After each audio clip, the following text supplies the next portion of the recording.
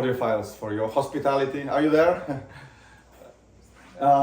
She missed, she missed my thanks. Anyway, she's gone to great lengths to make us feel welcome and to eat well.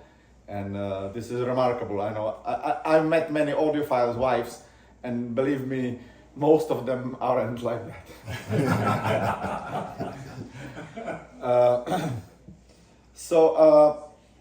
It's my great honor to be and I have so many guests here, and this is very important because I work for in a big degree. I work for satisfaction of achieving something, and this is an achievement to be in a place like this and do a launch like this.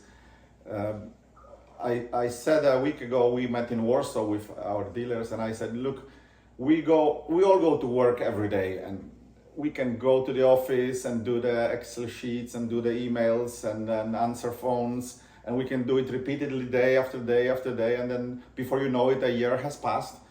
But sometimes we need a special event that when you can look in the mirror, when you can look around you and actually feel the achievement. So there must be a step, a significant line to cross to really understand why we work and what it means and what it's doing to us. And everyday life is important, but this important criteria, be it once a year, twice a year, once in a decade, whatever it takes, is very important. Otherwise, we would be like feeling that all days merge into the one long working day. So thank you for creating this opportunity that I can really feel how important it is what I'm doing. And so far it's been important to me with the Aphrodite, and I hope it will be important to you if you decide to have it in your life. As Steve said, Horizon brought me here 2 years ago and a year ago, and we had a lot of talks, and it's not so often that I can actually meet in person people who use this kind of equipment. For most of us Polish people, it's beyond our reach financially, and so knowing people and what they like, what they appreciate, what is their desire list or whatever, it is very important for me to understand, because you listen to the music and I need to listen to the customer voice, because nobody understands people who use this sophisticated high-class equipment fully, and without understanding I cannot make something better or something more appealing to you.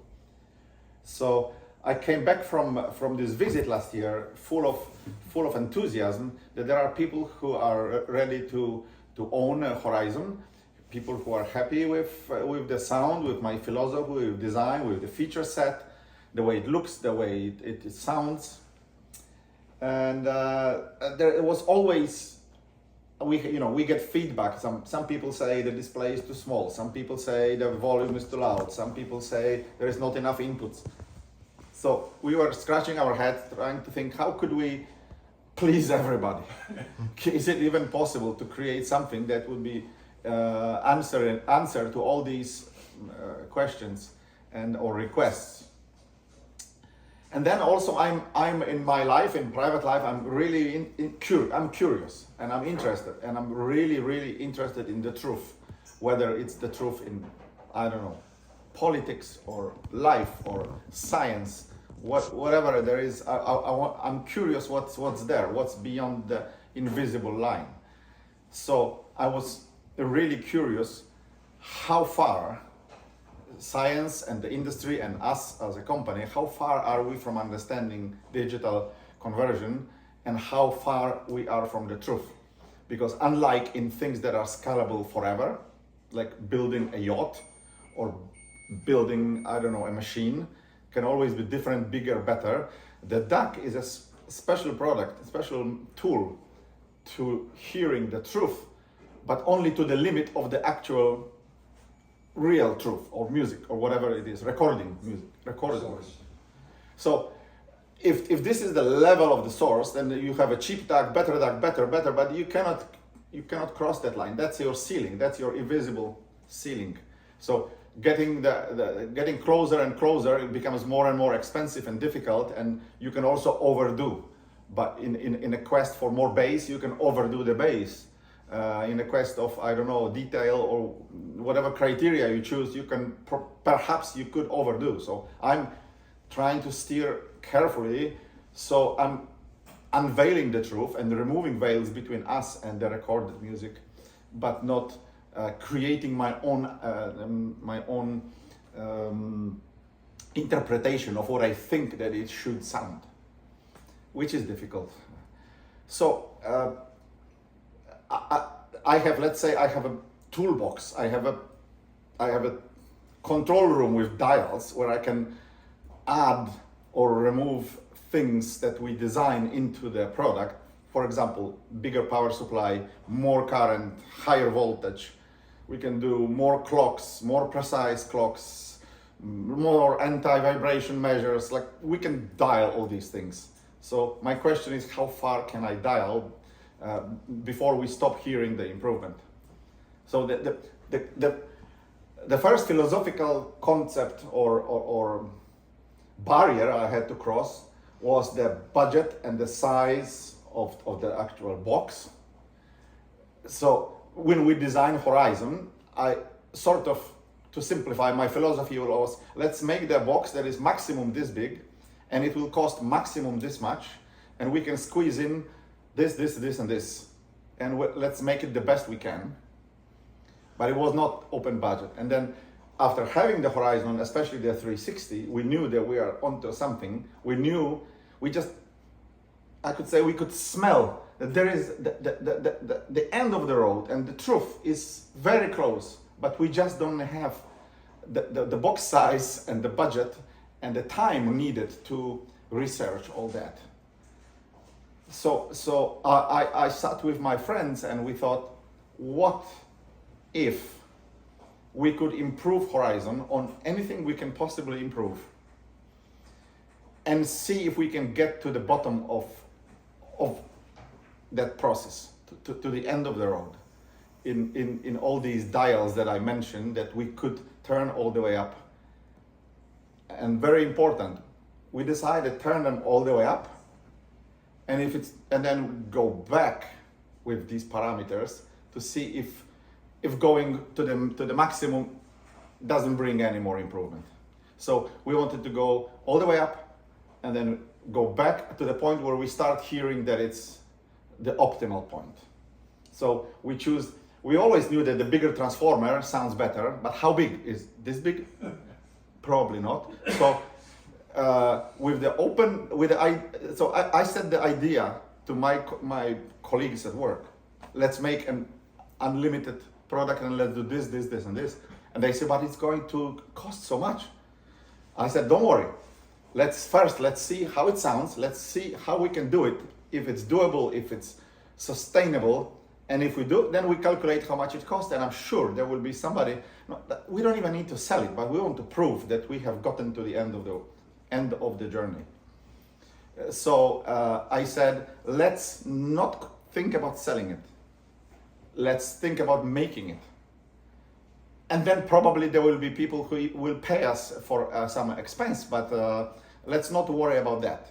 So the calculation of cost came about a year later, when we had pretty good idea what we are building, and we could calculate the cost, and whatever it will be, I said it will be, and it was not astronomical. It was very high, but not too high for today's standards. So I said, let's do it. Let's do it. So, long story short, every parameter that we could possibly influence from the Horizon, we took to the extreme and back to the point where it matters, where it gives improvement. And in every step, we compare this one single change to the Horizon benchmark. And each of these changes on its own had to be an improvement over the Horizon. So we knew that the benchmark is good, is a high quality benchmark. So we are measuring ourselves against our own, but very likable product. But we would not make any change just for the sake of change, or for the sake of making it look good, or appeal on paper. We wanted it to be audible. So I was blind testing the benchmark against the improvement A, improvement B, improvement C, and tens of these improvements. Sometimes we found that it doesn't bring improvement. Like we were reclocking with femtoclocks, and we had 3 stages of reclocking, and it didn't make it sound any better, and we removed it and it was equally good. So I said, okay, we don't do 3-stage reclocking on femtoclocks, which are very expensive and anything can fail. So why load the unit with technology that can fail and bring nothing and cost a lot, and maybe the source will dry up and we are stuck. So in many cases we had to reverse and finish in the point where I had the undeniable increase in pleasure of listening, because I cannot call it any different way than pleasure. For me, listening is pleasure, and I'm not looking for any certain high spec parameters. I'm looking for pleasure, and the pleasure is very subjective, so it appeals to me, not anyone else. So I had 4 testers, 4 people, and we all had blind test in every parameter, and then we took notes, and then if we agreed, then fantastic. If we didn't agree, I wanted to check why and what influenced our decision, and we could discuss it, and we still didn't know which solution was which. And if we really disagreed, then I became a dictator and chose my way, because I wanted the sound to have one style. It cannot have 3 styles mixed together. It has to be one style of what we appreciate in listening to the music. So if people always agreed with me since 15, 20, almost 20 years, they will continue to agree with me, and those who didn't like me will probably never like me. I mean me as a sound chooser. So then we put together all these, let's say 20 improvements that individually made an improvement. We put them together in one prototype, and the whole thing still had to not be overdone and over sweetened or over salted, so it had to be still good, and it was good. So I knew that we have something. Then there was only a question of ordering. Everything that we improved required custom job, custom capacitors made only for us. We had custom PCBs designed for us. We had muting solutions made for us. The firmware that runs the whole process had to be written especially for this product. We had clocks made for us, for our frequency, by these famous people in Canada. They make clocks. Lots of things had to happen. Even the solder was mixed from different metals for us by the solder producing company. They said, we normally do just a standard solder, but if you want add silver, gold, whatever you want, thicker, thinner, we'll make for you. So practically everything we did, also some tubes, they are made for us by KR. They don't do them for anybody else. We had the chassis is custom made, and all the painting process and the color and engraving and design, everything was done in-house. It took time, it took money, and I had to split the development cost into so and so many units that we can potentially sell. And every time I had to check if the price still is within what is doable and realistic, and then it falls on Fred's head to figure out what to do with this number, but every time it still was within what I thought was reasonably better, like significantly better than Horizon, so inevitably costing a little bit more than the Horizon. And I feel that in everything that we know, me and my colleagues and friends that helped me with the design, it was a team of 5 or 6 people, depending who you count, that was involved in this for the whole year, plus another year doing the 360, which was a part of the same process. The engine of 360 was like a beginning of Aphrodite. We just give it as when it was ready, we gave it to the Horizon, still going on the Aphrodite path. So it was like a mid station. The whole team was always in agreement. I think that we were really in a good agreement. We had a good feeling that we are onto something right, and those The disagreement in listening evaluation was only hypothetical. We didn't have them so much in this process. So I could say that we arrived at something that is was inevitably what these tests brought. So I didn't want to have a big tube, but I ended up having a big tube. I didn't want to have 100 milliamp idle current, but that's what it had to be. I didn't want to have a height of the box this big, but that was the minimum I needed. So practically all these decisions were like, there were ideas turned into experiment results that became the part of the final product.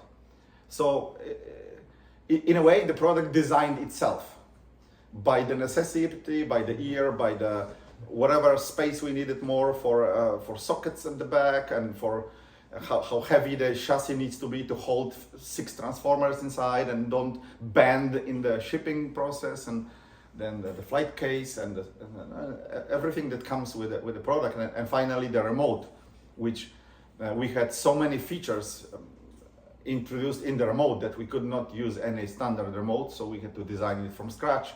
The electronics, the firmware, the buttons, the backlight, the size of the unit. We were testing like blindly in the head what you can hold. Finally, it's like a iPhone Pro Max 14. We copied that size because it is the biggest thing you can hold in a man's mid-size hand without being overwhelmed by the size of it. So all these things brought us to that thing that you will hear and see upstairs. And at this stage, of course, you can quote me in a year or two. At this stage, I have absolutely no idea how we could improve it further, because there was nothing that stopped us from doing the maximum we could possibly do.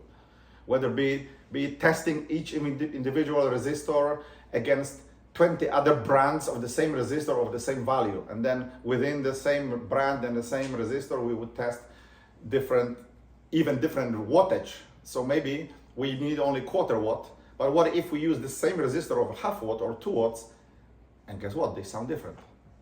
Even though it's exactly the 100 ohms, exactly the same producer, same material, same technology, they come with the same datasheet paper, but they sound different depending on the wattage, even though the wattage is unimportant because there is no current going. So it's completely insane. There was a diode that we tested for a month because every manufacturer of the same diode, same spec and the same name, but just coming from a different factory, they sounded different. So it could be an obsession, but it was so clearly different that we could not ignore it. And we had to choose something and then make sure that we can buy 1,000 pieces and never run out. So these are the things we did the last year every day. And so the current job was suffering, the shipping of the cheaper DACs was suffering, and the communication was suffering. And we could not even say why we are not responding to emails within an hour, or it takes 3 days, because everybody was doing Aphrodite. And we believe it's important to show what we can do. It's important to show the world what can be done and how it can sound. It's important to show our competitors that perhaps we found a way to be equal or better than them, maybe at a less price even. Who knows? Even though our unit looks expensive with all the tubes, but maybe. And I always emphasize that I never heard any other DAC. So except going to the show and visiting rooms and sitting and listening for 5 minutes, I never heard another DAC in my life. So I don't know what other people are doing. I'm only focused on what we are doing because this is fun in life. And if you take this fun away from me, I'm not interested to go to the factory and just type in the Excel numbers and manage the factory. This is not exciting. So I always want to do something innovative and be on the edge. And with previous DACs, like Golden Gate and Pacific, we were nice, we were good, but we were never like really on the edge of what the world is capable of. And now we are. I'm really pretty sure we are on the edge of what's possible. And if there is 1 or 2 or 3 companies that can do similar quality, I'm not even sure because I haven't heard them. You will hear it because you will obviously, before you spend any money, you will compare with the next similarly priced peer and you will take a decision. So I have no idea how we could improve it, because we never left anything like, oh, it would be nice to do this solution, but it's too complicated or too big or too expensive or too hot or too difficult to buy, too difficult to implement. No, we just did the maximum we can. So for the moment, we have to relax and take a breath and see what the reaction of the market is. Maybe the first 10 or 15 units will give us more feedback, and people will tell us how they like it, what they like it for, or why they didn't like the previous product they have, or whatever comes will give us some feedback. But without that feedback, we are at the end of the road with the duck technology. We will probably now do the phono stage of same caliber if we can. But as far as ducks go, this is it. And I hope you enjoy the day and the food and the music and Steve's room. Those who don't know it will be shocked, but those who knew it before will be even more shocked that it can be improved so much. With the two things are constant, the room and the amplification. So the source and the speakers are different. And those who have heard the Wilsons before, you will be, I think, pretty surprised what this room can do now. And for me, the room is absolutely complete. And I'm begging Steve, don't change a thing. So Don't change a thing. I promise you, I will not make new ducks just as long as the room is as good as it is now. So if I could add a couple of points. And I'm open to questions. Questions are always welcome. I have nothing to hide, and you can also add to Fire what I away. said. Anybody got any questions of Lucas? So, if I could say a few things, to me, the one thing that is constant in this whole hobby is the music. And we all come here today with different likes, different tastes, and different preferences. And even though we might be playing things here for you, and you're sitting in the thing and you want to hear, don't be afraid to ask Lucas or Fred, can I play this or can I play this? Because this is what you know, and this is sort of your focus of what you know that gives you an idea of what can sound different for something that you know. There's other people that are coming in. I'd love to meet you guys. There's so many people coming today that I haven't met. If you haven't signed in, please do, because put your real name, your username on What's Best, and your email address so that we can reach out to you and just say thank you for coming. It really is an honor to have this man take a trip from where he lives to here. And by the way, he goes home on Sunday, and the very next day he leaves for Indonesia. And he says there's like an 18-hour time difference between where he's going to be now and where he's going to be in a few days. The dust does not collect on this man's feet. No. They really don't. I wanted to encourage you to ask questions about the duck outside of the listening room, because we have the duck on the windowsill. So if you have any questions like why this, why that, and can I do this or that, I will happily do it outside, and inside, let's focus on listening. Yeah. Did you make any changes to the XDMI output from the 360 to this? XDMI The Tyco input. or input? Yeah. No. It's as similar as possible, and if I didn't have to do anything, I didn't. And the good things were already in that thing. So the XDMI came 2 years after Horizon was born. So the part of the 360 creation and the part of the even touching the Horizon for redesign was doing the Tyco connection. And that required some changes and some new routing and new ideology inside. So doing the XDMI for Horizon was already what I wanted for Aphrodite. So I didn't have to change it, because that was already a new thing, redesigned and thought carefully and so on. So practically, if somebody uses XDMI in the Horizon, you can expect that it will be same flavor, but hopefully better, cleaner, purer, more powerful sounding. So, just answer Paul, one of the things that we're gonna do here today, there was really, when XDMI came about, there was just really one player in town. Most everybody, I think, that has XDMI uses KBL, which is a phenomenal cable. I had the original one, and then Lucas said he's now making a different one, and I purchased that. It was a distinct improvement. I have another one upstairs that I've been playing with for 2 weeks that's made, and we'll talk about it later, but we have not done that. We said we've done a lot of things here in the last few days, but we said to ourselves we'd like to compare the KBL cable that I have upstairs with the one that you're going to hear that I have plugged in. It's very interesting cable.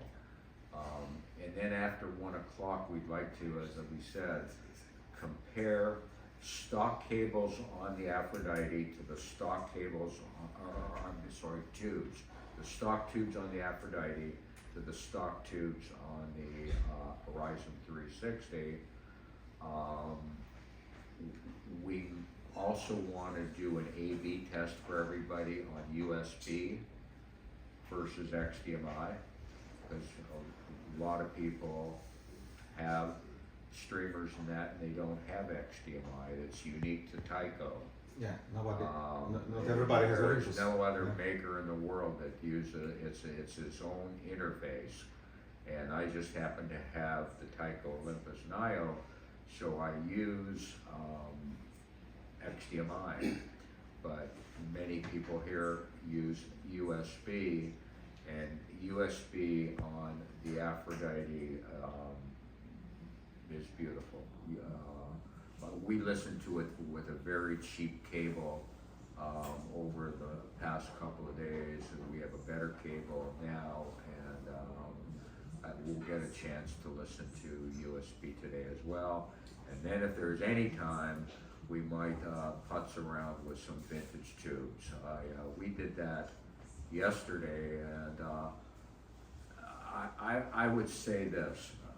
I wetted my feet with the Pacific. I followed Lampezator for years and years and years, and I took the plunge with Pacific, and I loved the tubes, the 242s and the KR5U4G. I had no desire to change.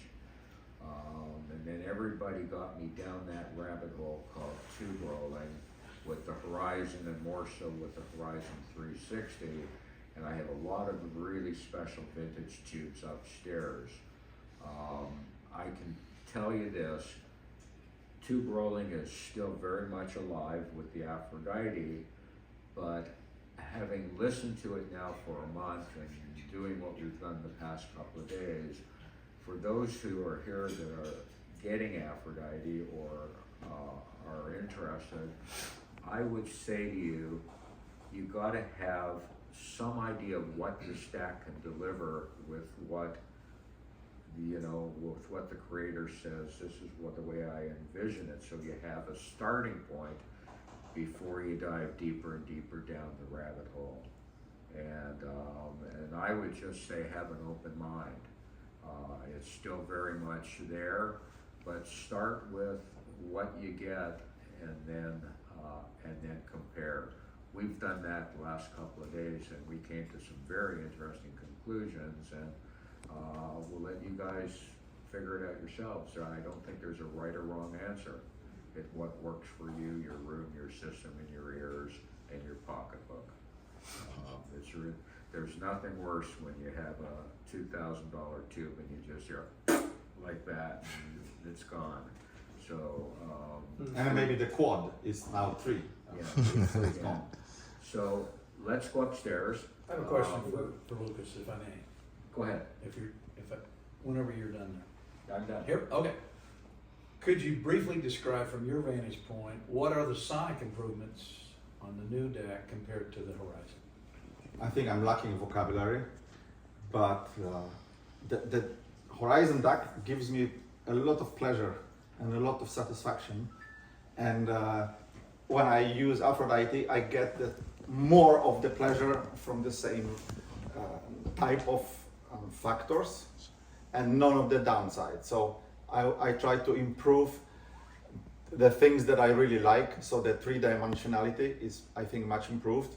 The reach of the soundstage beyond this point, let's say this is the soundstage of Horizon and that will be of Aphrodite, which I love. And it's not artificial, it's in the recording. We don't blow the balloon. We just let the recording show its phase differences that our ears interpret as hearing something there, and the dog barking here, obviously, and so on. Also, the bottom end is much more strong, but also you can hear nuances. So it's not the boom, but there's something vibrating there, and there's some strings you can hear, and the reverb of the room within the bass, within the boom. So it's more legible what is happening below 50 hertz down to 20. You could call it a veil removal. So just to give a technical example, in Horizon we had 2 stages of amplification. Here is only 1, so always simpler is better. In the Horizon you had 2, in the 2 stages also you had 2 capacitors through which the sound is going. And the capacitors are great. The expensive capacitors are fantastic, but always 1 is better than 2 in series. So now we have 1 capacitor only, 1 tube stage, and a wire to the exit, to the socket. So there's only 2 elements between the conversion point, which happens to the combination of tube and chip. They work together, and through 1 capacitor out. This is as simple as, it cannot be any simpler, no matter what. So that the veil is a very small veil, but it's there and it's removed. So it cannot make you less happy, it can only make you more happy if you like the recording and if the recording is good and it's not like sibilant or harsh or cheap recording. So I believe there is nothing we could do to make sound better than it is, but we don't spoil what is beautiful in the recording. And the other interesting thing that fascinated me is there are 2 rectifiers in the system. All other lamposators have had only 1, and now we've got 2. So let's go upstairs. I wanted to just add one more comment concerning tube rolling, because this is always hot subject and it's difficult to explain to everybody on the forum or where else. The tube rolling is a great hobby, and I'm just trying to do some of the jobs for you, because there is fun in looking for good tubes, but also there is pain in looking for good tubes. Mm-hmm. A simple example is you hunt for some tubes that you heard that should be probably good, maybe, and you found them somewhere in Australia or India or Holland or Belgium, and you buy the quad, and one of them is arcing and doesn't work. So you're left with 3 tubes which are very expensive and completely useless. You cannot find the one matching tube for that old 1957 set from Marconi, made in UK. So you lost $2,000 and you haven't even tried it. Or maybe you do get it and you listen and you think, well, it's okay, but it's not as good as what I had. So what do you do with that quad? Are you really so adventurous to sell something on eBay? I'm not. I just put it aside, and then 1 month later I just write it off and forget. And it's a lost $2,000 again. So maybe you can buy 5 different groups of tubes. That's what I did. I bought 20 of each type. So you buy 5 quads, 2,000 each, you spend 10,000, you listen to the 5 and there is a favorite. And the 4 you don't need. And again, are you gonna go on eBay and ship to somebody, and then you ship to somebody and one is broken and they want the money back? It's probably, we are not in the financial position to really be bothered with that, but still it hurts me when I hear these stories. So we did a lot of things to improve the possibility to roll tubes. Having said that, also we introduced protection, because people did a lot of damage to Horizons, which Horizons were kind of vulnerable, naked and unprotected. And the protection, usually, protection of circuit means introducing things that will degrade the sound a little bit, but that's the little bit that it differentiate hi-fi from being on the edge of high-end and beating everybody else. So we've invented ways of protecting the tubes, but mostly protecting the duct from having to travel from California back to Poland, go through the Polish tariffs and back to California. We don't want to fly. So we introduced thermal control, thermal protection, shutdown procedures, software procedures, testing, triple muting. So we have 3 muting circuits going like versus 1 before. So one is inside the chip, one is inside the software, and one is mechanical, almost like run by timers and so on. And they each look at each other. So if anything funny happens, one of them should catch the problem and the others will give it a backup. If the one doesn't catch, the next one will catch. So we've gone to a great length to protect the duct from, let's say, responding to a short circuit in the tube, or wrong, like one eye and pin around, which seems impossible, but people force tubes because our sockets are not bakelite, are not hard. Our sockets are Teflon, which are springy. They are mushy. So if you make a mistake and really push it hard, it will go in. And then the short circuit can cause the short circuit current, and if it's not protected, something's gonna give. Like a resistor will burn, or transformer will burn, or primary or secondary, or the traces on the PCB, something will burn eventually. And no matter if it's a 1 cent resistor or a $1,000 PCB, the unit is going for service, so it has to fly anyway. So we did the protection, and it's electronic and it's visible, it's on a display. You can make sure that you are protected, and even if you make a mistake, it should be bulletproof. Also, if you find a tube that is all of a sudden, its heater is not 1.5 ampere like we normally design to, 1.5 ampere heaters. If it's 3.5 ampere heater, because it's a crazy Bendix tube, we will still manage, because we now give 7 amps of clean heater power if needed. But also that means that if you make a short circuit, we will not give 1.5 and then sag, but we'll give 7 and wait what happens. Well, why is the short circuit? So the 7 will cook whatever is in between. So it's better not to make mistakes, and please do the rolling within the approved tube types. You have many. You have KT, you have EL34, you have I list maybe 12 tube types, but don't necessarily go to an unknown U-boat submarine German Siemens 1941 with 2 adapters, please. Not with this expensive piece, unless you really know what you're doing, because some people know what they're doing and feel very comfortable doing it. So we are protected both with having more robust design, more power, more current, less possibility to cook anything, and also we have protections on many levels to stop the failure from being catastrophic failure and limit it to being a tube failure. And you just put the new tube and everything will be fine.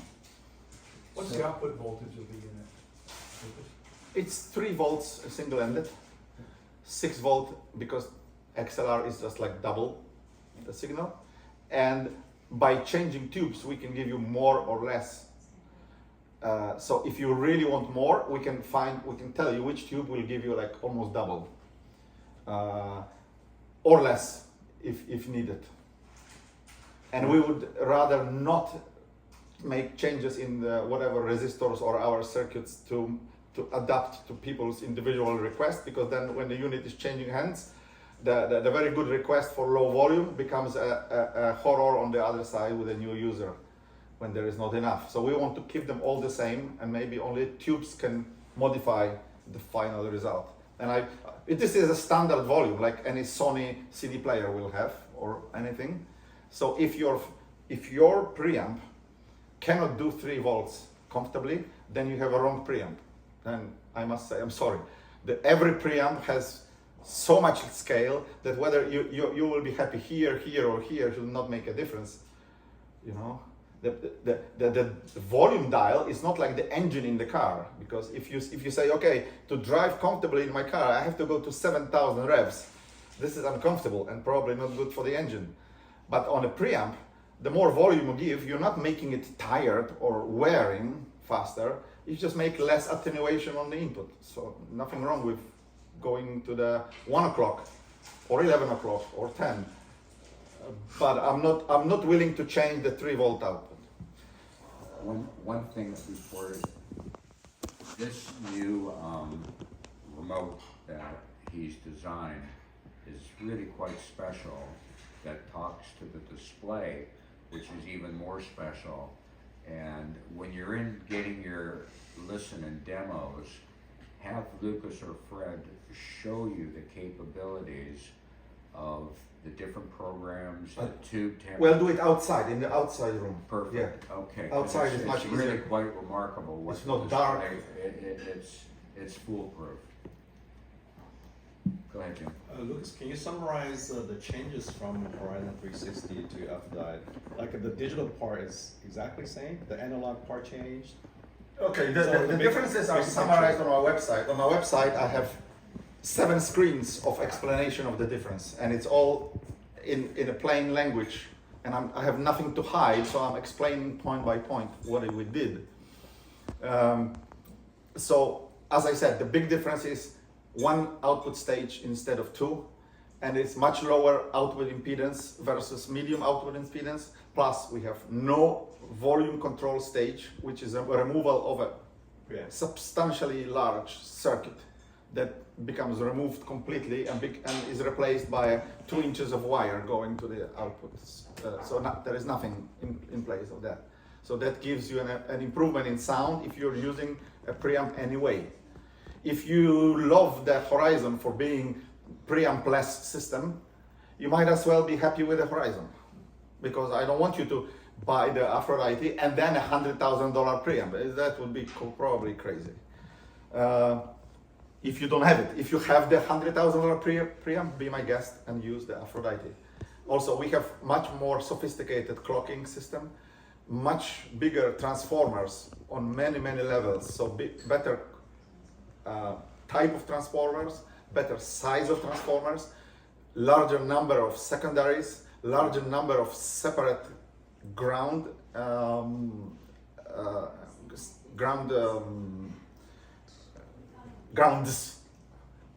We used to have 5 grounds, now we have 8 or 9, I don't remember, separate grounds that eventually they meet in one point, but they are being separated and opto-isolated and independent from one another, and run by separate secondary.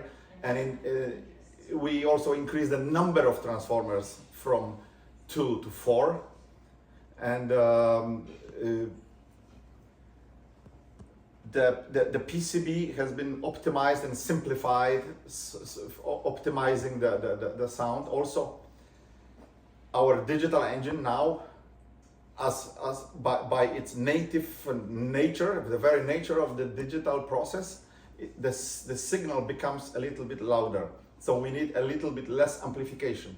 By needing less amplification, we could change the tube types from tubes that amplify 40 times, 30 times the signal to amplification of 4 times.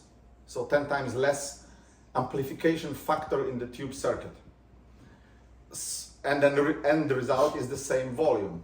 So we hear less tube in the system, because the more amplification you have in a given tube and a given piece of circuit, the more audible is the character of the tube.